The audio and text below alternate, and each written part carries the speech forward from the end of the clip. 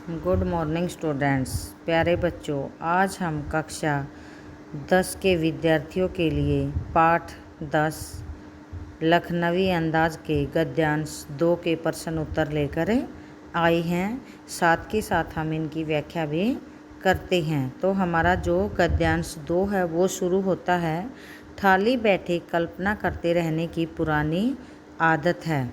नवाब साहब की असुविधा और संकोच के कारण का अनुमान करने लगे। यानी ये बात लेखक अपने आप के बारे में सोच रहे हैं कि वो थाली बैठे कल्पना करते रहते हैं और उनकी ये बहुत पुरानी आदत है।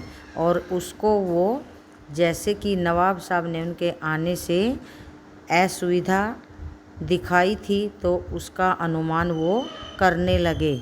संभव है नवाब साहब ने बिल्कुल अकेले यात्रा कर सकने के अनुमान में किफ़ायत के विचार से सेकंड क्लास का टिकट खरीद लिया हो और अब गवारा न हो।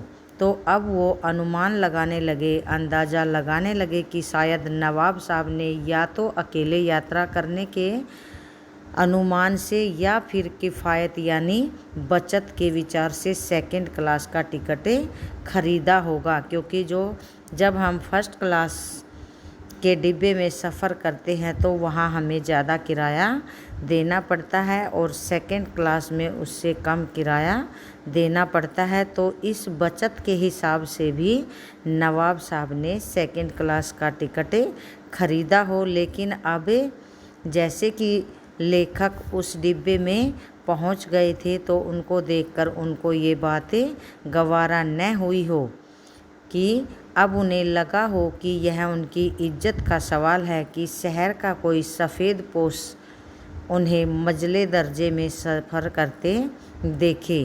तो वो अब अपनी वेशभूषा और नवाबी शानो शौकत के कारण सेकंड क्लास के दर्जे में सफ़र करना अपनी तौहीन मानते थे। अकेले सफ़र का वक्त काटने के लिए ही खीरे खरीदे होंगे और अब किसी सफ़ेद पोश के सामने खीरे कैसे खाएं। तो अब लेखक अपने मन में ही ये सारी कल्पनाएं करते हुए चल रहे थे, विचार कर रहे थे कि शायद उन्होंने अकेले सफ़र को काटने के लिए ही इन खीरों को खाने के लिए ख़रीदा होगा। लेकिन अब वो सोचते हैं कि किसी के सामने इन खीरे जैसी अखाद्य पदार्थों को कैसे खाएं, इसमें भी उनकी तौहीन है। तो ये तो थी बच्चों हमारी गद्यांश 2 की व्याख्या। अब हम इस पर आधारित प्रश्न उत्तर करेंगे। हमारा पहला प्रश्न वही हो सकता है, उसको हम बार बार नहीं लिखेंगे, वो हमें पहले ही याद करना होता है कि पाठ का नाम और इसके लेखक कौन हैं। और दूसरा है लेखक ट्रेन में बैठकर किस बात पर विचार करने लगा। तो लेखक ट्रेन में बैठकर नवाब साहब की असुविधा और संकोच के कारणों पर विचार करने लगा। वे सोच रहे थे कि संभव है कि या तो उन्होंने अकेले यात्रा के अनुमान से या फिर किफ़ायत के विचार से सेकंड क्लास का टिकट खरीद लिया होगा और अब जब कोई दूसरा व्यक्ति उनके डिब्बे में सफ़र कर रहा है तो यह बात उनको गवारा नहीं होगी। हमारा नेक्स्ट क्वेश्चन है, लेखक नवाबों के विषय में किस धारणा से ग्रस्त थे। लेखक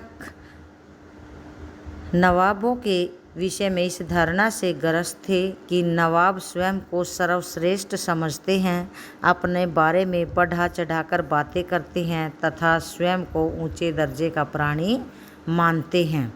हमारा प्रश्न नंबर 3 या 4 मान सकते हैं, वो है नवाब साहब खीरे क्यों नहीं खा रहे थे। क्योंकि वे खीरे को मामूली वस्तु समझते थे और किसी दूसरे के सामने खीरा खाना अपनी तौहीन समझते थे।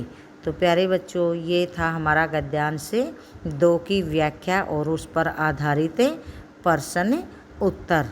तो गद्यांश 3 के साथ हम फिर हाजिर होंगे। धन्यवाद।